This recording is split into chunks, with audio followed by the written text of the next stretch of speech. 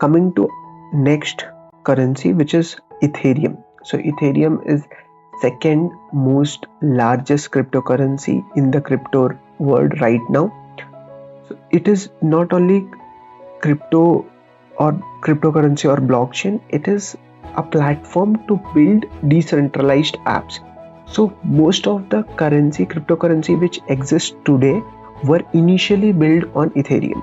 So Ethereum is useful for building decentralized app or building new tokens which can be such as Shiba Inu and all.